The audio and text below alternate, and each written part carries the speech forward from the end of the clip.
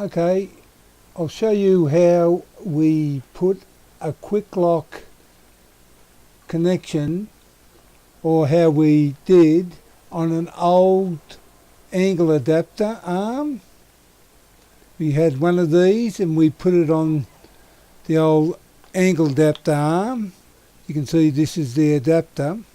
It's an old one I had laying around, and I did this, and also they fit nicely into the connection. This is an extension I made a while back.